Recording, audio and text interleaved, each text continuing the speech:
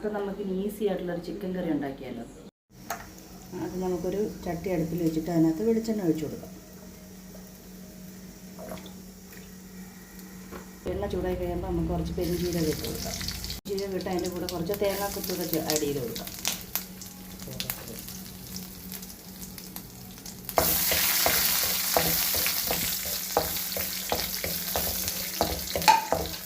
ഒരു സവാള ആഡ് ചെയ്ത് കൊടുക്കാം. കുറച്ച് കൊച്ചുള്ളി കൂടെ ആഡ് ചെയ്ത് കൊടുക്കാം.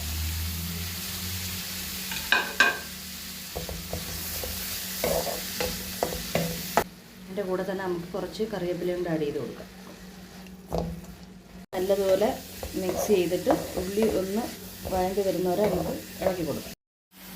സവാള ഒന്ന് ചെറുതായിട്ട് വഴണ്ടി വരുമ്പോൾ നമുക്ക് ഇഞ്ചി, വെളുത്തുള്ളി, പച്ചമുളക് ആഡ് ചെയ്ത് കൊടുക്കാം. ചിക്കൻ കറിയൊക്കെ എല്ലാവർക്കും ഉണ്ടാക്കാൻ അറിയാമെന്നാണ്, എന്നാലും ഞാൻ ഉണ്ടാക്കിയപ്പം നിങ്ങൾക്ക് കൂടി ഒന്ന് കാണിച്ചു തരാമെന്ന് വെച്ചതേ ഉള്ളൂ. അതുപോലെ മിക്സ് ചെയ്തിട്ട് ഉള്ളി ഒന്ന് വഴണ്ടി വരുന്നവരെ നമുക്ക് ഇളക്കി കൊടുക്കാം. ഏകദേശം വാടി വന്നിട്ടുണ്ടെങ്കിൽ നമുക്ക് പൊടികൾ ആഡ് ചെയ്ത് കൊടുക്കാം. മുളക് പൊടി, മല്ലിപ്പൊടി, മഞ്ഞൾപ്പൊടി, കുരുമുളക് പൊടി ഇതെല്ലാം കൂടെ ഞാനൊന്ന് ചൂടാക്കിയാണ് ചേർക്കുന്നത്.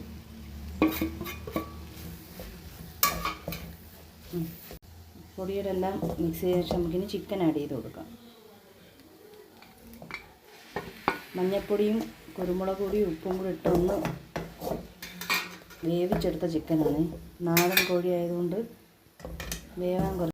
വേവാൻ കുറച്ച് താമസമുണ്ട്. അതുകൊണ്ട് നേരത്തെ കുറച്ച് വേവിച്ച് വെച്ചതാണ്.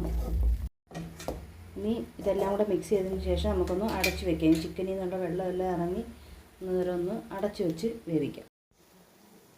നമുക്ക് ഇറച്ചി വേവുന്നതിന് ശേഷമായിട്ട് കുറച്ച് വെള്ളം ആഡ് ചെയ്ത് കൊടുക്കാം. തിളച്ച വെള്ളമാണ് ആഡ് ചെയ്ത് കൊടുക്കുന്നത്. ഇതെല്ലാം കൂടെ മിക്സ് ചെയ്തതിന് ശേഷം തക്കാളി അരിഞ്ഞതും കൂടെ ചേർത്ത് ലേശം കറിവേപ്പിലയും ചേർത്ത് അടച്ച് വെച്ച് നമുക്ക് വേവിച്ചെടുക്കാം. ചിക്കൻ വേവിച്ചപ്പോൾ ഉപ്പ് ആഡ് ചെയ്തിട്ടുണ്ടായിരുന്നു.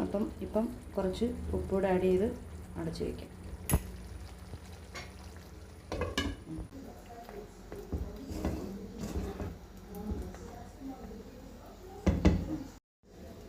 അപ്പോൾ നമ്മുടെ ചിക്കൻ കറി സെറ്റായിട്ട് എണ്ണയൊക്കെ തെളിഞ്ഞ് നല്ല സെറ്റായിട്ടുണ്ട്. ഇനി നമുക്ക് ഫ്ലെയിം ഓഫ് ചെയ്യാം. അപ്പോൾ നമ്മുടെ അപ്പവും ചിക്കൻ കറിയും റെഡി.